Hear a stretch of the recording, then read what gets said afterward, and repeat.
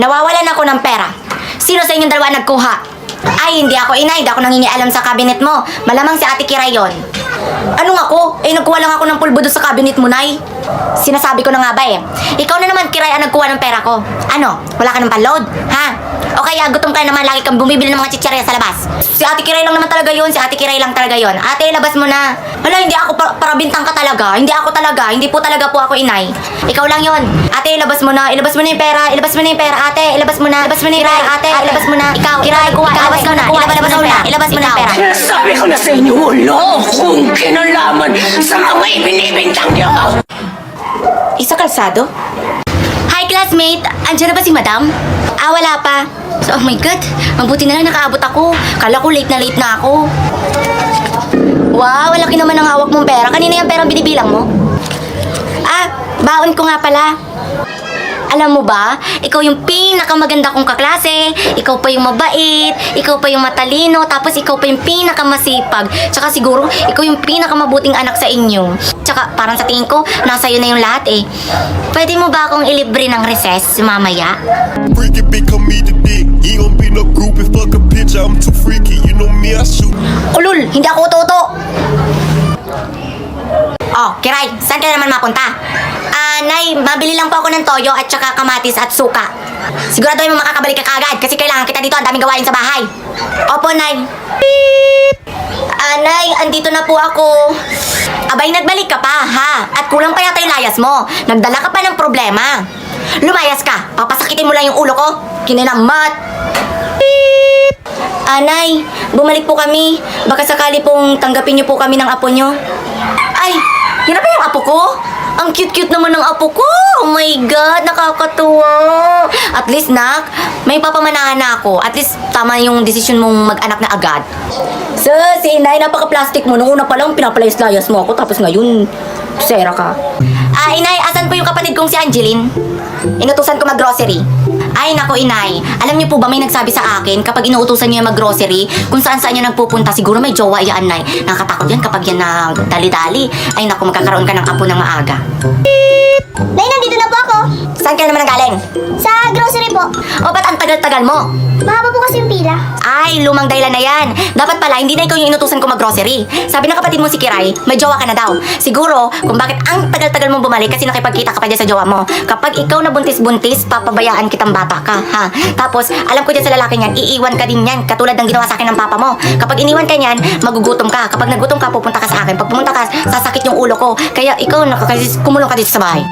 Yun lang, tapos na.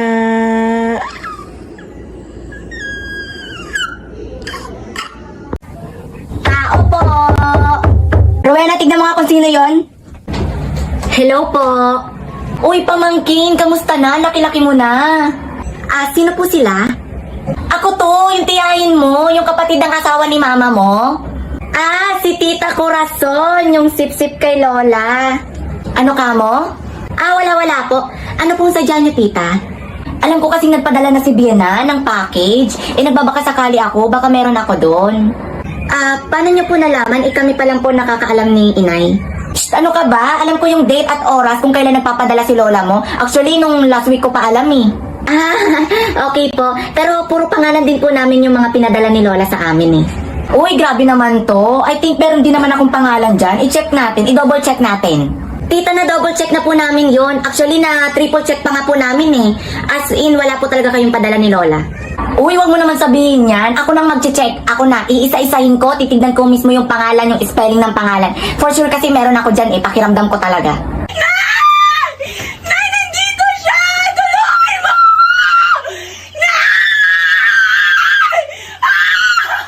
Dapat Jessica, andyan na ba si ma'am? Wala pa. Pero andyan na siya sa gate. Oh my God, kala ko late na ako. Jessica, pwede bang humingi ng favor? Pakopya naman ng assignment, oh. Hindi ko kasi nagawa sa bahay kasi ang daming gawaing bahay, eh. Sansya na, Chloe, ha? Hindi rin kasi ako nakagawa ng assignment, eh. Sige, hanap na lang ako kung sinong makokopyahan ko. Beep! Okay, class. Pass your assignment.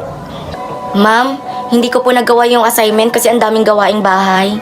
Wala ka na naman assignment. Lagi na lang yan dahilan mo. Ano pang i-grade ko sa'yo kung lagi kang walang assignment? Ma'am, ito na po yung assignment ko. Oh, hindi nyo gayahin si Jessica. Laging merong assignment. Sabi walang assignment. Napakadamot talaga. Okay, class. Mag-present na ang gusto mag-present. Gusto ko yung mapapahanga ko. Understood? I am an African child, born with skin the color of chocolate. Bright, brilliant, and articulate. Yan ang gusto ko. Napakagaling. I am an African Ma'am, si Kaloy kasi nagpapatawa parang tanga. Hindi maganda. Next. I am an African child. Ay, namali ako. Ay, parang tanga. Kayong tumawa. Parang tanga kasi. Next. I am an African child, born with skin the color of chocolate. Bright, brilliant, and articulate. Very good. Napakagaling mo talaga. I am an African child, born with a skin the color of chocolate. Bright, brilliant, and articulate. Gusto ko yung perfect. Ha? Next. I am an African child, born with a skin the color of the... Nakalimutan ko. Anak, bagsak ka daw? Aba, hindi ko alam. Ba't mo sa akin tinatanong? Teacher ko makakasagot niyan. Ano ka ba? Eh, nagiging palasagot ka daw kaya kanya binagsak. Eh, paano ko naman hindi siya sasagutin? Eh, tanong siya ng tanong. Oo nga naman. I mean, nagiging palasagot ka na. Yung wala ka bang respeto, ganon. Inay, ikaw na nagsabi, kapag mabait yung karap ko, dapat maging mabait din ako makitungo. Eh, pokpok yung karap ko, edi pokpok din ako makitungo. Anak, yung pagkapokpok natin, isa lugar mo. Dito lang dapat sa bahay, hindi mo na kailangan dalhin pa sa school nyo.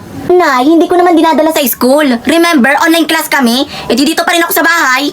Diyos ko, pokpok lang naman yung pinamana ko sa'yo, pero bakit ganyan kasama yung ugali mo? Hi, Rowena. O, sino ka naman? Ah, ako nga pala bagong stepfather mo.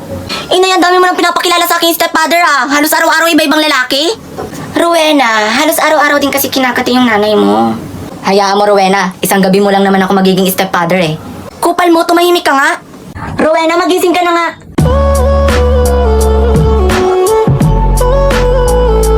Rowena, may nararamdaman ka ba?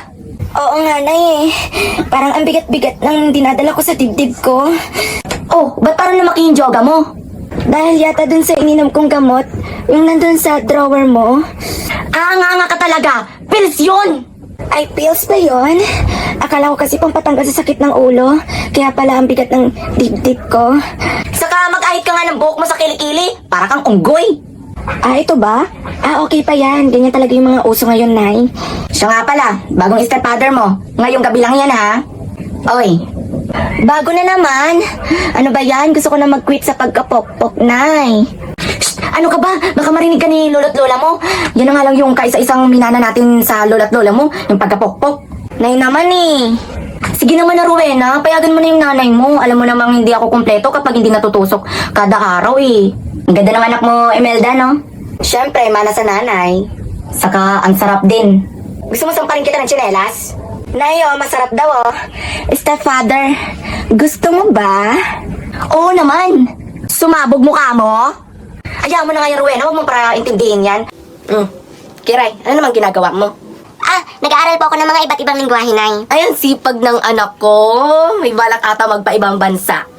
Yan ang pamilya natin, may lahing matatalino. Diba? Hindi ako nagkulang ng pangangaral sa'yo, nak. Bonjour, bonjour. Sige nga, pakitaan mo nga ako. Dali. Para makita ko naman talaga kung may natutunan ka na. Dali. Sige po. English. What are you doing, step bro? Japan, Japan. Yamate kudasai. Yamate. Galing na. Ang gigigil ako sa'yo. Nang lalabo yung paningin ko sa'yo. Kunin mo nga yung paracetamol.